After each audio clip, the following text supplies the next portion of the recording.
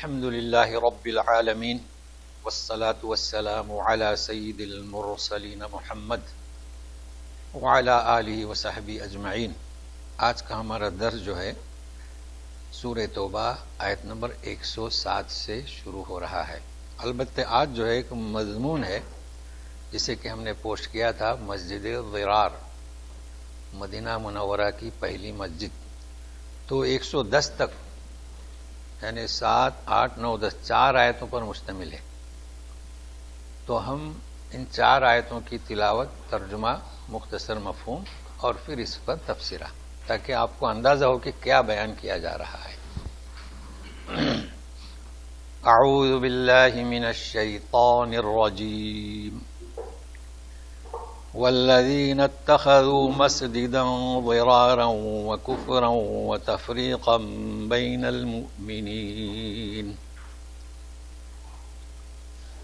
وإرصادا لمن حارب الله ورسوله من قبل وَلَيَحْلِفُنَّ إِنْ أَرَدْنَا إِلَّا الْحُسْنَى وَاللَّهُ يَشْهَدُ إِنَّهُمْ لَكَاذِبُونَ۔ مختصر ترجمہ اور مفہوم مختصر سا۔ گزشتہ بات ہو چکی تھی، وآخرون مرجون، 3 افراد جن کا معاملہ معلق رکھا گیا، ملتوی رکھا گیا، وہ تو انشاءاللہ آئندہ درس میں پڑھیں گے۔ یہاں بات ہو رہی ہے کچھ لوگ جنہوں نے مسجد بنائی، کہاں؟ المدینہ میں، مدینہ منورہ میں، ضرارن، نقصان دینے کے لیے۔ حدیث میں ہے نا، لا ضرر ولا ضرار، نہ خود کو نقصان پہنچاؤ نہ دوسروں کو۔ تو یہ کون سا نقصان؟ دین حق کو نقصان پہنچانے، کوئی مالی نقصان نہیں۔ تو انہوں نے مسجد بنائی تھی ضرارن، دین حق کو نقصان پہنچانے، کفرن، ظاہر ہے کہ کفر ہے، اللہ اس کے رسول کے خلاف، مرضی کے خلاف، تفریقم بین المؤمنین، مسلمانوں میں جدائی پیدا کرنے کے لیے۔ اب ایک چیز، وہ ارصاد لمن، ارصاد مرکزی حیثیت، رصد کہتے ہیں نا جی،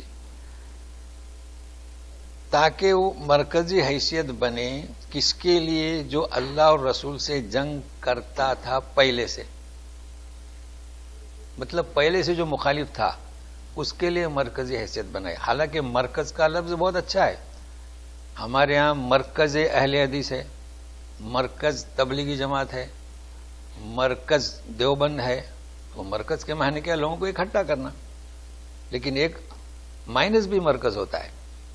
تو انہوں نے یہ کیوں بنائی تھی مسجد کو؟ تاکہ جو پہلے سے اللہ اس کے رسول کا مخالف تھا اس کو وہاں بیٹھنے کی جگہ دیں، ٹھیک ہے؟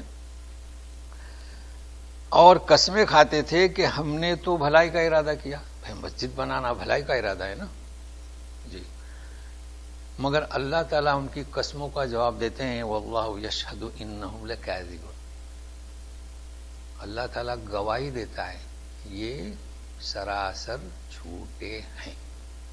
اب بہت کچھ سمجھنا ہے، یہ کون لوگ تھے، کیا نام، سب کچھ سمجھیں گے انشاءاللہ۔ تو ابھی ترجمہ سنیں۔ لا تقم فیہ ابدا لمسجد اسس علی التقوی من اول یوم احق ان تقوم فیہ رجال یحبون ان یتطہروا واللہ یحب المطہرین۔ اے رسول، تم وہاں ہرگز کھڑے نہیں ہونا، نماز کے تو بعد درکنار، جیسے کہ عبداللہ بن منافقین کی قبر پر نہ کھڑے ہو نہ نماز پڑھو، تو کھڑے ہی مت رہو ہرگز، اس لیے کہ جو مسجد اس جو تقوی پر پہلے دن سے، وہ حق ہے کہ وہاں جا کے کھڑا ہو۔ کھڑا ہو مطلب نماز پڑھے۔ اب یہاں بھی سمجھنا ہے کہ پہلے دن کی کون سی مسجد، لوگوں کی توجہ کہاں جائے گی؟ مسجد نبوی، تو یہ سب سمجھنا ہے جی۔ اس میں ایسے لوگ ہیں جو اس بات کو پسند کرتے ہیں کہ پاکیزگی حاصل کریں، تو یہ تطہروا، اللہ تعالیٰ ایسے لوگوں کو پسند کرتا ہے۔ اب یہ مطہرین، متطہرین یا مطہرین، افمن اسس بنيانه على تقوى من الله ورضوان خير ام من اسس بنيانه على شفا جرف هار فانهار به في نار جهنم افمن اسس بنيانه على تقوى من الله ورضوان خير ام من اسس بنيانه على شفا جرف هار فانهار به في نار جهنم والله لا يهدي القوم الظالمين. اس کا ترجمہ بھی سنیے گا. جس نے بنیاد ڈالی، یعنی کس کی؟ مسجد کی بات ہو رہی ہے. تقوی، پرہیزگاری اللہ کی جانب سے اور رضامندی، یہ بہتر ہے یا ہے کہ جس کی بنیاد ڈالی گئی؟ اب سنے گا. علی شفا جرف، شفا کنارہ، جرف اور ہار. جرف کسے کہیں گے؟ ترجمہ کیا ہے لوگوں نے کھڈا. ترجمہ بہت سارے ترجمے ایسے ہوئے ہیں. ہارن گرنا ہی چاہتا ہے. کھڈا کبھی گرتا ہے؟ کھڈا تو گرا ہوا ہے. تو چونکہ ندی کنارے جو نہیں گیا وہ اس کو نہیں سمجھ سکتا. کھڈا ہی صحیح، گڑھا. تو فن ہار بھی، تو وہ گرے گا جہنم میں. یہ مثال دی گئی. تو پہلے ہم سمجھتے ہیں جرف کو. اصل میں جرف کسے کہتے ہیں؟ آپ نالی کی بات نہیں ہو رہی، ندی کنارے یا کھاڑی جو ہوتی ہے نا، دریا سے جو آتی ہے، اس کے کنارے پہ آپ کھڑے رہیں تو موجیں تھپیڑے مارتی ہیں، پانی کی لہریں آتی ہیں نا، تو جب تو سطح زمین کو نیچے وہ ٹکراتی ہیں. ہمارے یہاں ہندی میں اس کو پلن کہتے ہیں. وہ مار مار کے مٹی وہ گرتی ہے. وہ مٹی نہیں ہوتی، وہ پلن ہوتی ہے. تو کھاڑی کے کنارے سے لوگ ریتی نکالتے ہیں، اندر سے کیچڑ نکالتے ہیں. یہ ہے وہ شفا جروفن. کنارے پر کس کے؟ وہ جو زمین ہے. تو اب ترجمہ تو کرنا ہی پڑے گا نا. گڑھا کہیں لیکن وہ گڑھا نہیں جی، ندی کنارے. ہارن، تھپیڑے ماری اس نے. اب وہ مٹی گرنا ہی چاہتی ہے. بچے اگر نزدیک گئے، کودے، کھیلے تو وہ گرتے رہے گی، یا ہوا کے جھونکے سے گرتے رہے گی. یہ مراد ہے. لیکن سبق اب یہ مثال کیا؟ یہ جو نے مسجد بنائی تفریق بین المؤمنین اور اسلام دشمنی کے لیے، یہ اللہ تعالیٰ نے ثابت کر دیا کہ یہ جہنم میں گرنا ہی چاہتے ہیں. مطلب ان کے لیے ثابت ہو گیا. آپ گریں گے کب؟ قیامت کے دن. اللہ کا فیصلہ ہو چکا نا. یہ بات ہے. تو ترجمہ جو بھی ہو کرے. اللہ تعالیٰ ظالم قوم کو ہدایت نہیں دیتا، اس لیے کہ ظالم کیسے ہوئے؟ انہوں نے نہ ایمان لایا، پھر یہودیوں کا ساتھ دیا. تو ظالم یہی نہیں کہ شرک کرو، ظلم کرو. جو ظالم ہے اس کا ساتھ دینے والا وہ بھی ظالم ہے. اب رہا سوال ہم، کیونکہ یہ رازدار بنے یہودیوں کے اور ان کے مدد کے لیے مسجد بنائی. ابھی ہمارا مسئلہ کچھ عجب ہے نا. ہمارے یہاں تو ہم سب مل جل کے رہتے ہیں. تو انسانیت اور چیز ہے، یاد رکھیں. کچھ لوگوں سے میں نے سنا، جیسے کہ ہمارے یہاں جو عقائد مختلف رکھتے ہیں نا، اب کس کا نام لیں؟ چلیے ہم اہل حدیث ہیں یا بریلی والے ہیں. تو ایک صاحب بول پڑے کہ قاری صاحب وہ تو اہل بدعت کی کو سلام کرنا گناہ ہے، سلام ہی نہیں کرنا چاہیے. میں نے کہا اچھا، کسی قرآن کی آیت میں لکھا ہے یہ اس کا مفہوم آپ یہ سمجھتے ہو؟ اگر ہم اپنے اڑوس پڑوس میں جو غیر عقیدہ، غیر ضعیف العقیدہ ہیں، ان کو ہم سلام کریں گے تو ہم ظالم ہوں گے؟ تو پھر ہماری دعوت کیسے پہنچے گی؟ انسانیت کبھی نہیں بھولنا چاہیے، یہاں تک کہ وہ غیر مسلم ہو، بریلی والا ہو. سلام کریں کس لیے؟ تاکہ آپ انسانیت کے ناطے دعوت کو پہنچائیں. یہ اور بات ہے. انہوں نے یہودیوں کو ہمراز بنایا تو دونوں میں فرق ہوا نا. بس لوگ آیت سے غلط مفہوم لے لیتے ہیں. بہرحال ایک ضمنی بات تھی. ابھی تو یہ سبق اس کا باقی ہے. تو یہ ظالم ہے. اور ایک آیت ہے لا يزال بنيانهم الذي بنوا ريبة في قلوبهم إلا أن تقطع قلوبهم والله عليم حكيم. برابر ان کی عمارت جو انہوں نے بنائی، کون سی؟ مسجد کی، پہلی مسجد، ریب، شک سے بھی زیادہ پڑ چکے ہیں، تردد، الجھن، شک اور ہے، ریب اور ہے. کیوں؟ کہیں ہمارا راز پھاس نہ ہو جائے.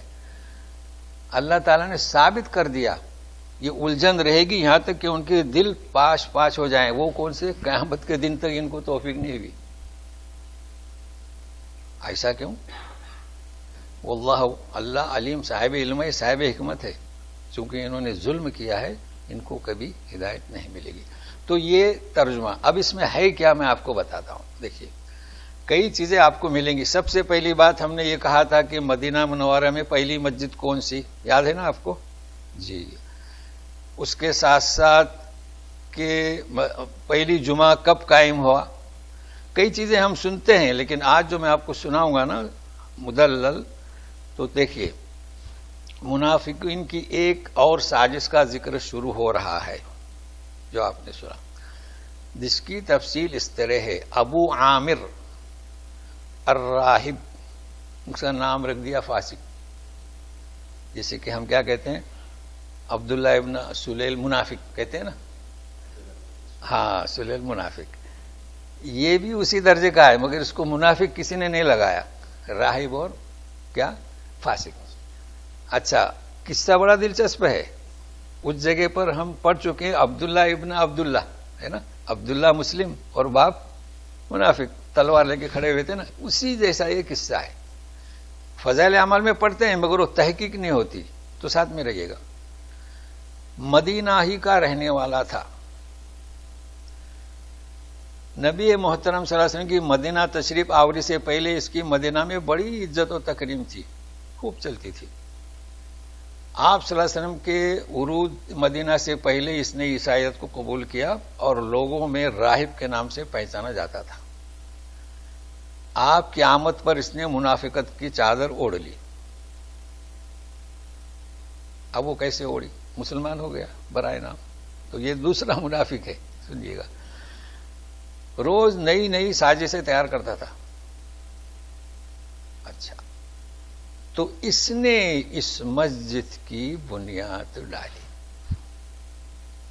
ہاں، مسجد ضرار کی نام آ گیا. اچھا، یہ جب مسجد کی بنیاد ڈالی، یہ وقت کون سا تھا؟ غزوہ تبوک میں نکلنے کا. تو گئے جماعت کہ نماز پڑھیں. آپ نے کہا، وعدہ کیا، کیونکہ مسجد بنائی ہے نا. اب یہ مسجد کہاں بنی؟ مسجد نبوی کے بازو میں نہیں. مسجد نبوی کے بازو میں نہیں بناتے تو رسول صلی اللہ علیہ وسلم کو چھوڑ کر لوگ وہاں نہیں جاتے نا. قباء کے بازو میں، یعنی قریب چند میل پر. تو غزوہ تبوک سے واپس ہونے سے پہلے یہ آیت نازل ہوئی، ہرگز لا تکون فیہ ابدا. راز کھل گیا. اب آپ کو معلوم ہونا چاہیے کہ مدینہ منورہ میں پہلی مسجد کون سی؟ تو بولیں گے مسجد نبوی. نہیں، مسجد قباء، مسجد قباء، پھر مسجد نبوی. تو یہ میں بتانا چاہتا تھا. جیسے کہ آپ جانتے ہیں کہ بیت المقدس ہے نا، اور بیت اللہ. دیکھو، بیت بیت بیت، باقی سب مسجد. تو خانہ کعبہ پہلا، بعد میں بیت المقدس. لیکن قبلہ اول بیت المقدس کیوں؟ یہ لوگوں کے سمجھ بھی نہیں آتا ہے بھائی. اس لیے کہ ابراہیم علیہ السلام سے لے کر مولد انبیاء، مدفن انبیاء کیا؟ شام. تو انہوں نے اسے قبلہ اختیار کیا. اب جب نبی کریم صلی اللہ علیہ وسلم نے دعوت دینا شروع کی تو مسلمانوں کا پہلا قبلہ کون سا؟ وہی تھا. اس وجہ سے قبلہ اول اور قبلہ ثانی، حالانکہ کعبہ قبلہ اول ہے. یہ میں سمجھا دیا تھا. اسی طریقے سے مسجد میں سب سے پہلے مسجد کا آغاز کس کا ہوا؟ مسجد قباء. اب اس کی تاریخ میں بتاتا ہوں. مصعب بن عمیر جانتے ہیں، اور یہ بھی جانتے ہیں کہ مکہ میں 70-72 قریب لوگ آئے تھے اور اس حضرت کے مسلمانوں کے چلے گئے. ان کی تعلیم کے لیے مصعب بن عمیر کو بھیجا گیا تھا. تو اس کی بنیاد ڈالی تھی قبا. یہ بھی نوٹ کر لیں. اب وہ تاریخ میں آپ کو پھر کنفیوز ہوگا. سب سے پہلا جمعہ کس نے قائم کیا؟ مصعب بن عمیر. کہاں؟ المدینہ. اب آپ تاریخ پڑھیں گے، مسجد نبی میں سب سے پہلے جمعہ کس نے قائم کیا؟ نبی کریم صلی اللہ علیہ وسلم نے. تو یہ آپ کو معلوم ہونا چاہیے نا. سمجھ رہے ہیں نا؟ اچھا، پھر میں آپ کو شک دور کرتا ہوں. مصعب بن عمیر، اسد بن زرارہ کا بھی نام آتا ہے. یہ کیوں؟ چونکہ ذمہ دار مصعب بن عمیر تھے. جیسے کہ اعراب لگایا حجاج بن ثقفی نے، وہ تو قاریوں میں شمار نہیں ہے، انہوں نے اپنے دور میں قرہ سے لگوایا. لہذا یہ کہنا بھی صحیح ہے کہ حجاج بن ثقفی نے. تو یہ چیز آپ کو معلوم ہے کہ سب سے پہلے جمعہ کس نے پڑھایا؟ مصعب بن عمیر یا اسد بن مصعب بن عمیر نے، انہوں نے پڑھوایا. پھر جب ہجرت کر کے 15 روز قیام رہا قباء میں آپ صلی اللہ علیہ وسلم کا، سمجھے نا؟ تو اس کا مطلب یہ ہوا کہ جمعہ کی فرضیت مکہ سے ہوئی تھی، ہے نا؟ دار ارقم میں لوگ جمع ہوتے تھے مگر جمعہ کی نماز نہیں ادا کی گئی. کیوں؟ تو ماحول صحیح نہیں تھا. جمعہ کے لیے کس کا ذکر ہے؟ اذان کا ذکر ہے. مگر بڑا افسوس ہے کہ کورونا میں لوگ گھر میں 7 آدمی نماز جمعہ پڑھ رہے ہیں. میں نے کتنا سمجھا بھائی جمعہ فرض نہیں ہے، پڑھ رہے ہیں. کیوں؟ حنفی پڑھو. کیا ہے یہ؟ اذان کا ذکر ظہر کی نماز کے ساتھ ہے، جمعہ کے ساتھ ہے. اذا نودی للصلاۃ من یوم الجمعہ. تو اس کا خیال رکھیے گا. جمعہ کی نماز کب ہوگی؟ جب آپ اعلان کریں آئیے، فلیٹ ہو یا کچھ بھی ہو، آئیے، گیٹ کھلا رکھیں جی، تو جمعہ کی نماز ہوگی. گھروں میں نہیں ہوتی. بہرحال یہ ضمنی مسئلہ تھا. تو پہلی مسجد کون سی؟ قباء کی. اس کے مقابلے میں بنائی گئی زرار. اس کے بعد دوسری مسجد نبوی. تو قباء بھی ہے، ظاہر ہے کہ پہلی مسجد ہے. اب یہ کہ پہلا خطبہ جمعہ کا کس نے پڑھایا اور پہلا خطبہ کس نے پڑھایا، یہ بھی واضح ہوا نا. تو کہ ہجرت کے بعد پہلا خطبہ نبی کریم صلی اللہ علیہ وسلم نے پڑھایا. اب وہ جو ڈائجسٹ کا مطالعہ کرتے ہیں نا تو سمجھ میں نہیں آتا ہے، ارے اس میں تو مصعب بن عمیر لکھا ہوا ہے، اس میں پیغمبر لکھا ہوا ہے. تو لیکن اب ایک چیز جو آپ سنتے ہوں گے، فرشتوں نے کسے غسل دیا؟ حنظلہ. نام یاد ہوگا نا؟ تو سنیے گا، یہ ابو عامر الراہب الفاسق المنافق، ایک شرف اسے حاصل ہے. یہ باپ کس کے؟ حنظلہ کے. شرف حاصل ہوا کہ نہیں ہوا؟ عبداللہ ابن ابی ابن سلیل کو شرف کیا حاصل ہے؟ کس کے باپ؟ عبداللہ کے. ٹھیک ہے، سنیے جی.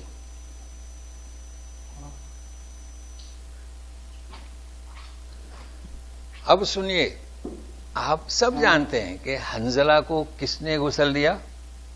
فرشتوں نے. تو آپ سنیے گا، ان کو اعزاز ہے، ان کو فاسق کو، راہب کو، کہ جو شہید ہوئے غزوہ احد میں، ابو حنظلہ کی یہ باپ ہے. مگر یہ اعزاز کچھ کام نہیں آئے گا. تو سنیے ابھی یہ غسل کیسے، غسل الملائکہ کیسے ہوئے؟ جنگ احد میں ندا ہوئی تو نکلے، یہ بھاگے. کون؟ حنظلہ. راز کی بات کسے پتا؟ بیوی کو. ہمیشہ ہمراز کون ہوتا ہے؟ بیوی اور میاں بیوی، کسی اور کو کچھ پتا نہیں. آپ غور سے سنیے، کوئی بھی آئے جائے کوئی مسئلہ نہیں. سن رہے ہیں نا؟ اب شہید جو تھے نا، آپ سب نے کہا کہ ان کو بغیر غسل کے دفنائے، اس لیے کہ شہید کو بغیر غسل بغیر کفن اسی میں. اب یہ بیوی پریشان ہے، رات کی بعد اسے خبر، وہ کیا؟ تو بڑی شرماتے ہوئے آئی اور کہا کہ اللہ کے رسول، آپ نے شہیدوں کو بغیر غسل کے دفنانے کا فیصلہ فرمایا، لیکن میرے شوہر تو واجب الغسل ہیں، جنابت والا غسل. رات کی بات ہوئی نا، کیا فرمایا جانتے ہو؟ فکر مت کرو، میں نے دیکھا فرشتے آپ کے خاوند کو غسل دے دیے. اللہ اللہ. اب ہم تو بس حنظلہ غسل الملائکہ، ارے بھائی کیا واقعہ ہوا، کیا نہیں ہوا؟ تو یہ آپ کے سامنے پیش کرنا تھا. اللہ تعالیٰ توفیق دے. آپ سمجھ چکے ہوں گے. اب سنیے, اب یہ اس کے تعلق سے کچھ بیان نہیں کرنا ہے. پہلی مسجد کون سی, پہلا قبلہ کون سا, پہلا گھر کون سا, پہلا خطبہ کس نے دیا. اور ایک چیز اور, مسجد قباء میں دیکھیے کبھی بھی اپنے بچوں کو تکلیف نہ دیں. لکھا ہوا ہے کہ بچوں کو لے کے عید کی نماز حرم میں پڑھیں. اچھا, قباء میں غلطی کر جاتے ہیں. قباء میں جو حدیث ہے 2 رکعت سنت, غلطی کیا کرتے ہیں پتہ ہے؟ ظہر کی نماز پڑھ لیے مسجد نبوی میں, پوری فیمل لے کے آتے ہیں عصر کی نماز پڑھنے قباء میں. بھائی کہیں لکھا ہوا ہے کہ فرض نماز پڑھیں؟ غلط. وہ بھولائیاں ہے قباء. ہاں, اللہ ایسا نہ کرے آپ کے بچوں کی, اللہ حفاظت کرے. بڑا مسئلہ ہے. آپ ظہر کی نماز پڑھ کے, عصر کی نماز پڑھ کے مدینہ منورہ سے صرف سنت کے لیے آئیں, جب کیا سناٹا ہو, خیال رکھنے, اور 2 رکعت نماز پڑھیں, ثواب ہے. یہاں پر بھی وہ غلط فہمی کا شکار. کہاں لکھا ہے حرم کا ثواب؟ تو قباء اپنی جگہ پر ہے, آپ وہاں بغیر کسی 5 وقتہ نماز کے جائیں. کیوں؟ بچوں کو تکلیف نہ دیں, آپ کے بچوں کو. یہ ایک بات جو میرے ملحوظے میں آئی. ٹھیک ہے, جب وہاں رش نہ ہو تو جائیں, نماز پڑھیں. اب ہم شروع کرتے ہیں. ان اللہ اشترى من المؤمنین انفسهم واموالهم بان لهم الجنہ يقاتلون في سبيل الله فيقتلون ويقتلون وعدا عليه حقا في التوراة والإنجيل والقرآن ومن أوفى بعهده من الله فاستبشروا ببيعكم الذي بايعتم به وذلك هو الفوز العظيم. اللہ تعالیٰ نے خریدا مومنین سے ان کی جانوں و مالوں کے بدلے جنت. مفہوم سمجھتے ہیں؟ جہاد کرو جان مال سے جنت. ٹھیک ہے نا. اچھا, کرتے کیا ہیں؟ یقاتلون فی سبیل اللہ, جنگ کرتے ہیں. قاتل یقاتلو, تو اس میں 2 چیزیں ہیں. جب آپ قتال کریں گے نا, دیکھو قتل یقتلون کسی کو مارنا, لیکن قاتل اشتراک. تو یقتلون او یقتلون, قتل کیے بھی جاتے ہیں اور قتل کرتے بھی ہیں. دونوں صورت میں مومن کامیاب ہے. ادھر اگر کسی کو قتل کیا تو کافر کو, مجرم کو جو جنگ کے میدان میں ہے, یہ آئے گی خود شہید ہو گیا. وعدن علی حقا, یہ وعدہ اللہ پر ہے. حق یعنی سچا پکا وعدہ. کہاں لکھا ہوا ہے؟ فی التوراۃ والانجیل والقرآن. زبور کا نام نہیں ہے نا. یہاں پر ایک غلط فہمی کا ازالہ کرتا ہوں. وَلَقَدْ كَتَبْنَا فِي الزَّبُورِ مِن بَعْدِ الذِّكْرِ أَنَّ الْأَرْضَ يَرِثُهَا عِبَادِيَ الصَّالِحُونَ, ہے نا. زبور کا بھی ذکر ہے, مگر یہاں کیوں نہیں ہے؟ یہاں اس لیے نہیں ہے کہ یہاں پر جو کتابیں پیش کی گئی ہیں اولو العزم رسول, لوگوں کو اولو العزم رسول کون سے وہ بھی معلوم نہیں. بھائی نوح علیہ السلام, ابراہیم, موسیٰ, عیسیٰ, محمد صلی اللہ علیہ وسلم. لوگ کیا کہتے ہیں اولو العزم رسول کون سے ہے؟ تو بولے جسے کتاب ملی. غلط. داؤد علیہ السلام کو کتاب ملی, زبور ملی کہ نہیں ملی؟ لہذا ایسا جواب کبھی نہیں دینا. جس کتاب سے شریعت بنی وہ اولو العزم رسول. شریعت نوح, شریعت ابراہیم, شریعت موسیٰ, شریعت عیسیٰ, شریعت محمد صلی اللہ علیہ وسلم. تو اس کو خیال رکھے صلی اللہ علیہ وسلم. ٹھیک ہے نا. نہیں تو سوچیں گے کہ زبور کا نام کیوں نہیں. اور اللہ سے بڑھ کر اس کا وعدہ کون پورا کرنے والا ہے؟ اللہ کی راہ میں جان مال اللہ اس کا سلا دے گا. فاستبشروا, تم نے جو خرید و فروخت کی ہے نا, بشارت دو. جانتے ہیں بشارت خوشخبری کیوں کس سے کی ہے؟ اللہ اس کے رسول سے. وذالک هو الفوز العظیم, فوز کے ساتھ عظیم یعنی قیامت کے دن. چلیے مزید سنیے گا. التائبون العابدون الحامدون السائحون الراكعون الساجدون الآمرون بالمعروف والناهون عن المنكر والحافظون لحدود اللہ وبشر المؤمنین. تائب توبہ کرنے والے جمع, اللہ کے عبادت گزار, حامد تعریف کرنے والے ہیں نا, الحمدللہ, احمد, سبحان اللہ و بحمدہ. سائحون,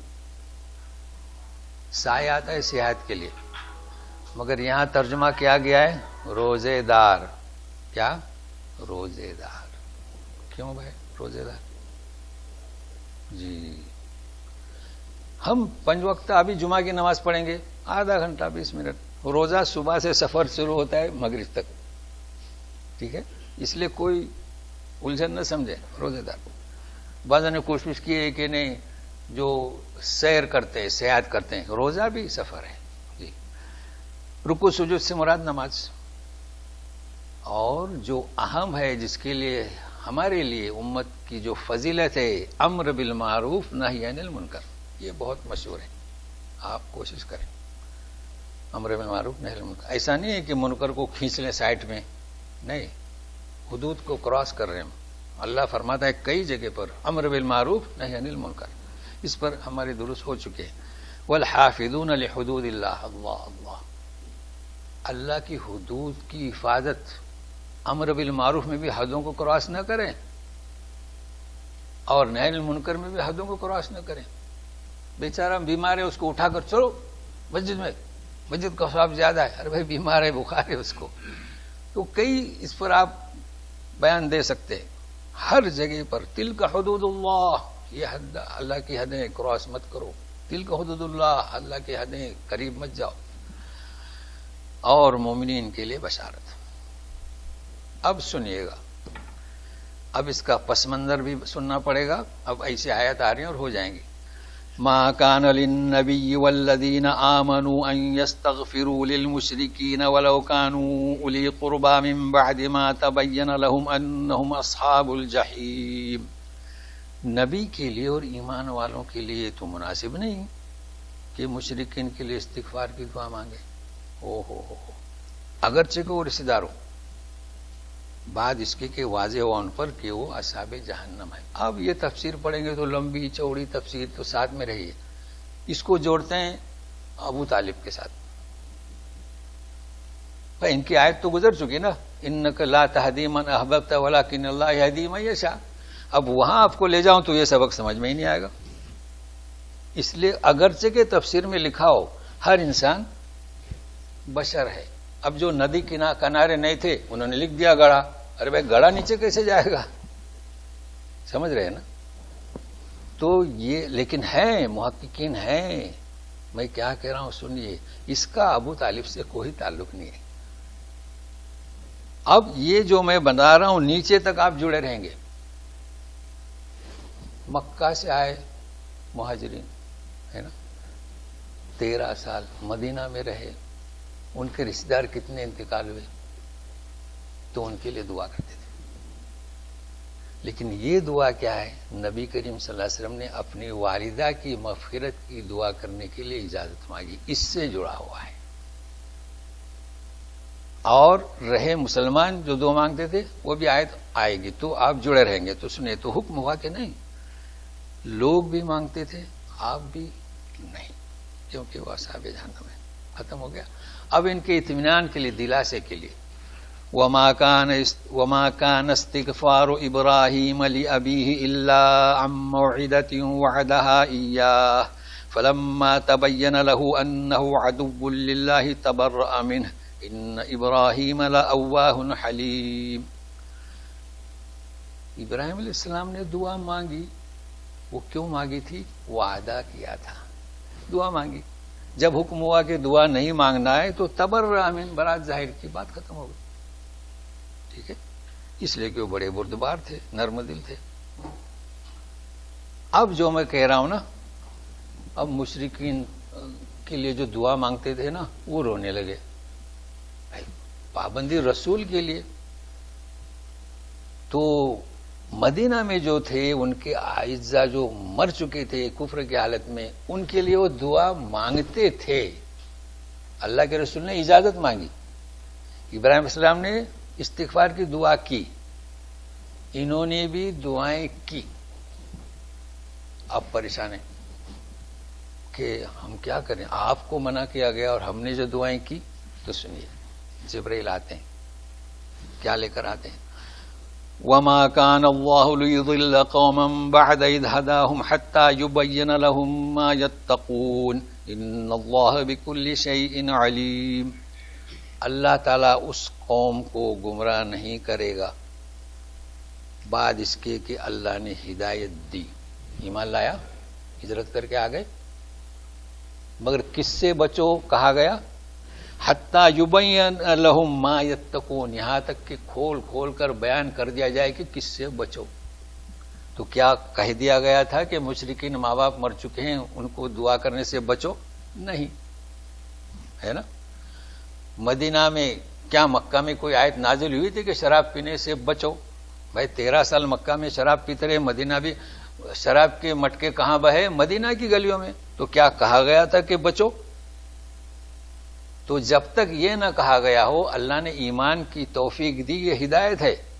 جب تک یہ نہیں کہا گیا کہ کس چیز سے بچو، وہ قوم گمراہ نہیں ہے، لہذا کوئی گرفت نہیں. اب دعا مت کرو ان کے لیے. دیکھیے کیسا مضمون ہے، ربط ہے. تو اب کہا گیا کہ بچو، اب تم ان کے لیے دعا، مشرکین جو وفات ہو چکے ہیں دعا نہیں کر سکتے، زندہ ہے تو کر سکتے ہیں. وہ کہا کی توفیق کی. تو اسے آپ اسی سے جوڑیں، اس طرف نہ جائیں، نہیں تو پھر معاملہ وہ پٹری سے آپ ہٹ جائیں گے. ایک جوڑ ہے. تو مزید سنیے گا. ان اللہ لہ ملک السماوات والارض یحیی ویمیت وما لکم من دون اللہ من ولی ولا نصیر. اس کا ترجمہ سنیے کہ اللہ ہے، اس کے لیے آسمان و زمین کی ملکیت سب اسی کا ہے. یحیی یمیت، یہ دونوں صفات بھی اسی کے اختیار میں ہے. تمہارے لیے اللہ کے سوا نہ کوئی ولی حمایت کرنے والا اور نہ کوئی مددگار. اب اس کا اس سے کیا جوڑ ہے؟ اس سے کیا جوڑ ہے؟ بھائی جوڑ ہے.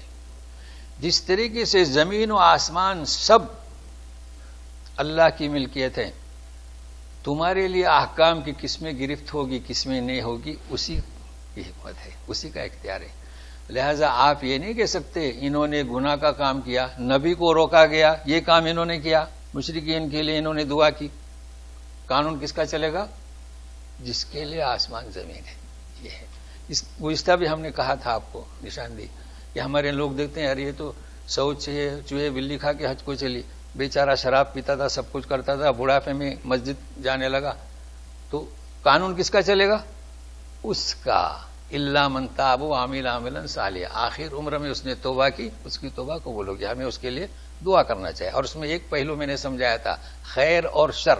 ہمیشہ خیر کے پہلو کو دیکھیں. وہ گناہیں بھی کر رہا ہے، نیکیاں بھی کر رہا ہے، اللہ تعالیٰ نے کسے اختیار کیا؟ وہ اس طرح خیر کو. صحیح ہے نا؟ تو اس کا خیال رکھے گا. لقد تاب الله على النبي والمهاجرين والأنصار الذين اتبعوه في ساعة العسرة من بعد ما كاد يزيغ قلوب فريق منهم ثم تاب عليهم إنه بهم رؤوف رحيم.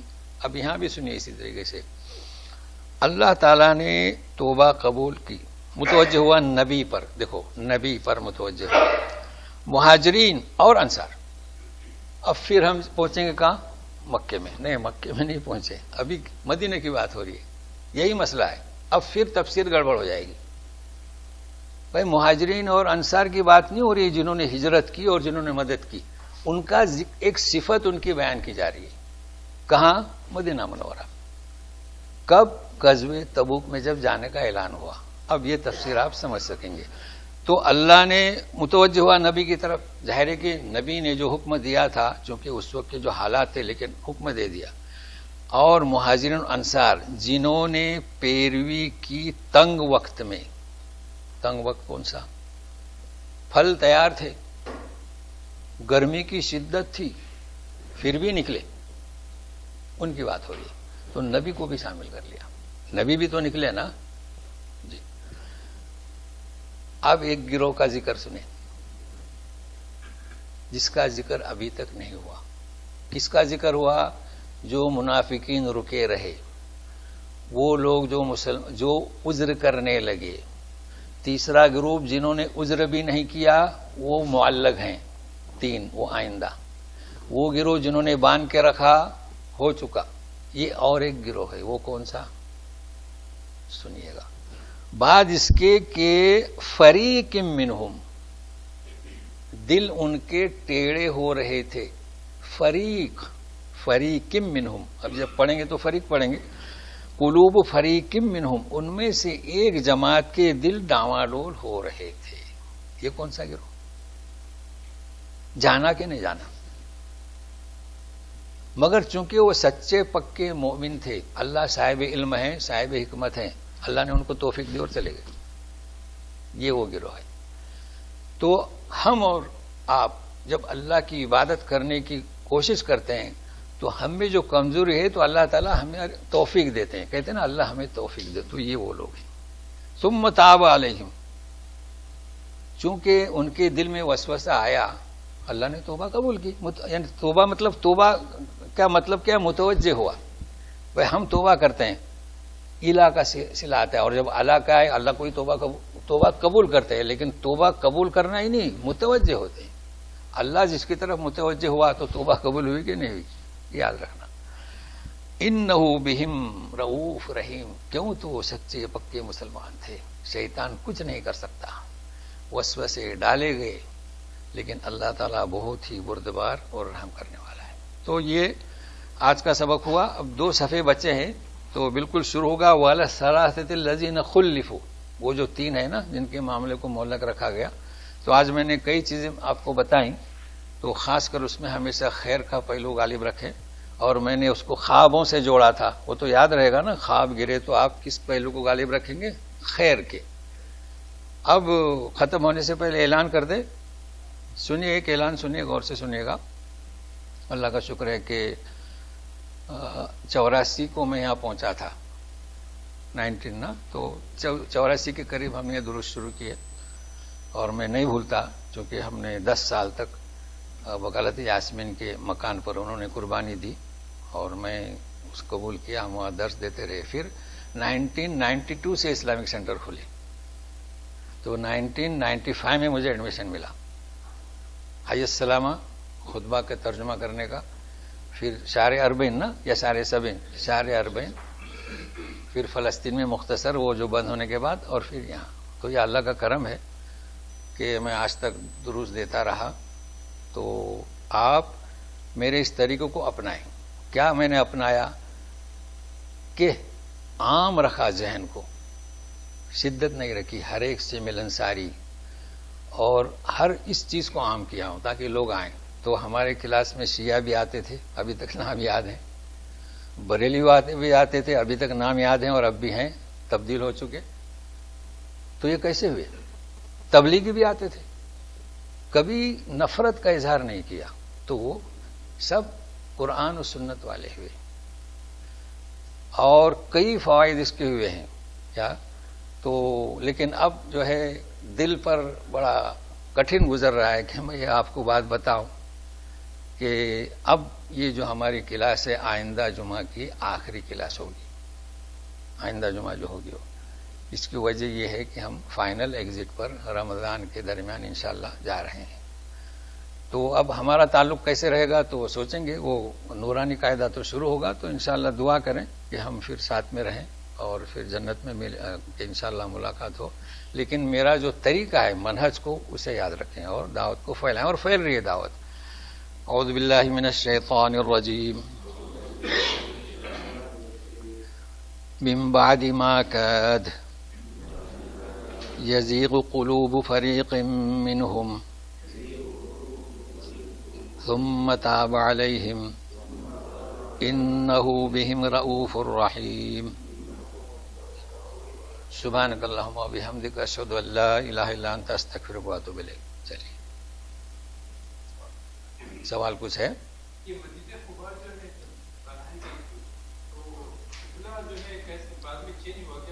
جب مسجد نبی کا چین ہوا تو اس کا چین ہوا، سوال ہی پیدا نہیں ہوتا ہے نا.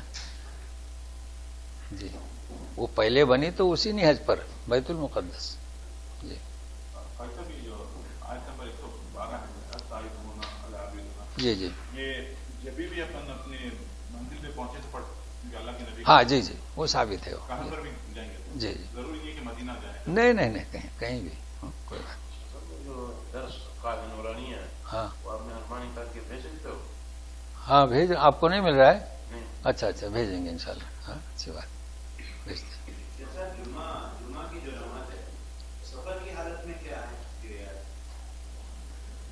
سفر کی حالت میں اگر آپ کوئی مسجد آپ کو مل رہی ہے تو آپ جمعہ کی نماز ادا کریں، نہیں تو پھر ظہر.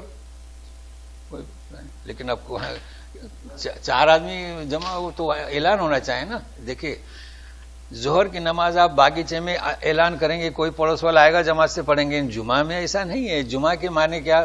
دو چیزیں یاد رکھیں. جمعہ جمع ہونا اور دوسرا زوال.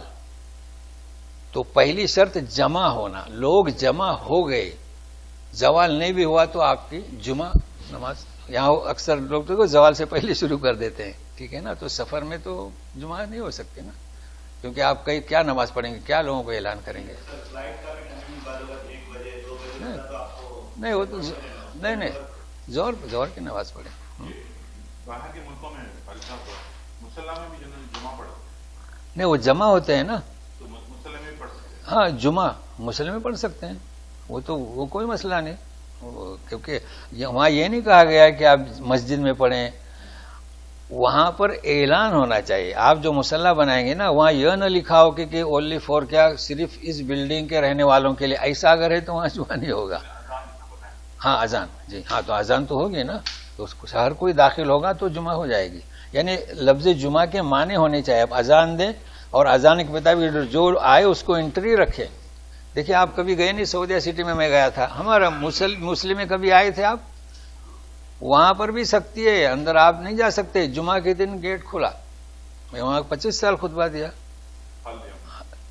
سلیمانیہ, وہ جو سعودین سٹی خالدیہ میں. تو نماز کے وقت گیٹ کھلا, وہ کوئی آپ کا اقامہ وغیرہ نہیں دیکھا گا, نہیں تو پھر نماز نہیں ہوگی. کھلا, آگے وہ انتظام کرتے تھے کہ آدمی آگے نہ جائے. تو جمعہ مطلب آپ کا اعلان ہو اور صحیح انٹری ہر ایک کو ہو, وہ جمعہ وہاں ہوگی. اور جو ہم مسلح میں نماز پڑھتے ہیں ظہر اثر کی, وہ تو مختص ہوتی ہے نا. لیکن اگر آپ ایسا انتظام کریں جیسے آج کل ممبئی شہر میں ہے نا, اب مسجدوں کی اجازت نہیں دیتی نا, تو فلیٹ میں وہ لوگ, لیکن اعلان عام ہوتا ہے. چلیے سمجھ گئے نا. چلیے, السلام علیکم ورحمۃ اللہ وبرکاتہ.